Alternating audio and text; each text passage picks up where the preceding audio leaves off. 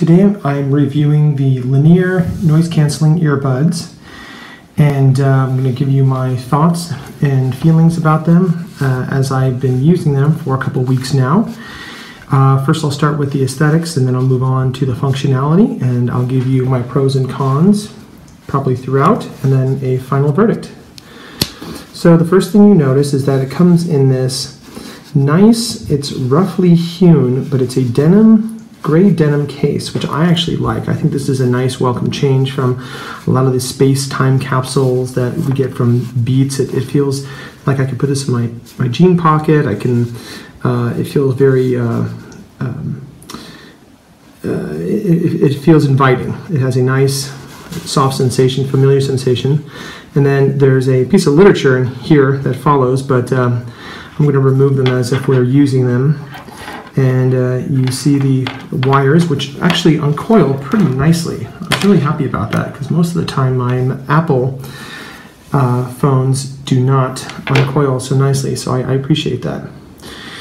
So now I'm taking a look at the earbuds, the microphone, the auto noise canceling functionality, and all the different accoutrements. So the first thing you notice is they do have a standard size ear rubber insert, which I found to be perfect for me, but there was a black package that included several different sizes and configurations, which I now expect, and I do appreciate. The form these have are more of a sporty grip. These nest in your ears. They're bendable. They have an ability to keep the device in place when you're exercising, which I find very valuable. And then also, I really wanted to remark on the finish. The finish of these is very nice. This is kind of a blue, silver, steel, aluminum finish. I find very attractive. It feels good on your hand. It feels a little cool to the touch. I think that is something that that is not to be overlooked. And also to continue that feel and the sensation, it continues onto the mic unit. Now I'm always reluctant with the mic units because I have burned through dozens of both high and low end microphones due to exercise, and I find myself often putting tape on this area because they're unable to handle sweat, and I've burned through Jaybirds and Beats wireless to the point where I just recently had to exchange another pair of Beats power Bluetooth because the sweat devastated the device again. So as you progress down, you notice this unit, which is very nice. As someone who has been familiar with both noise canceling cans and noise canceling earbuds, this is a welcome relief. This is very small. It's not intrusive. It feels nice to the touch, that same aluminum brushed sensation. And you notice this, I didn't notice this at first, and maybe it could be made a little bit clearer, but the settings here are, one is the standard non-powered, non-amplified selection, and then the other two, this is the amplified, the sound canceling functionality, and this is the monitor functionality where the music or sounds can enter through the environment, which is great for someone like myself who runs and exercises and bikes among people and cars, so I find that to be very handy.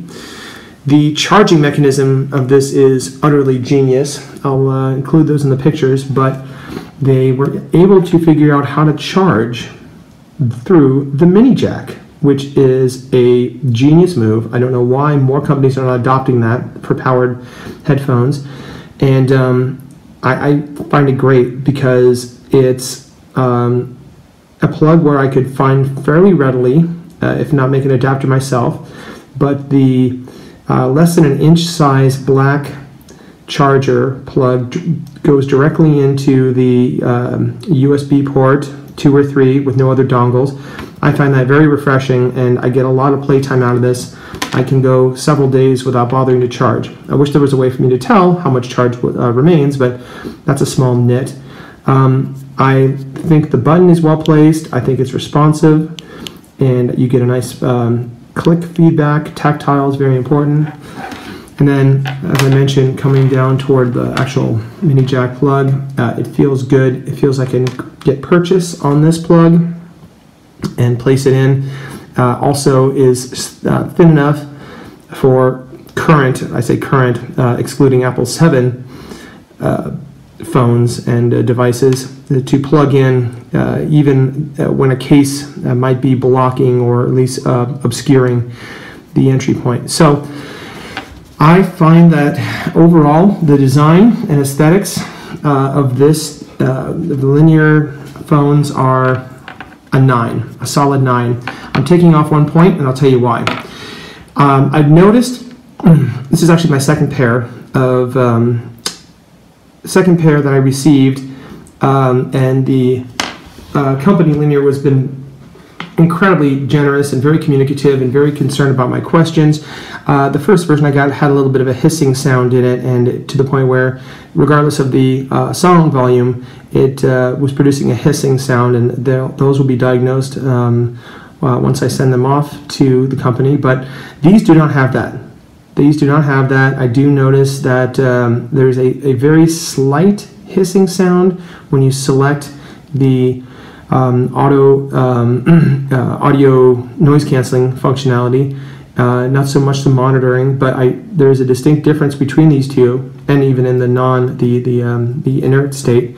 But the previous versions, I mentioned the previous is because when I was using them, I was using them fairly aggressively, and it was a gold version, and I noticed that it was picking up quite a bit of scratches. And how I realized that is the way I was wrapping up the cords in my hand.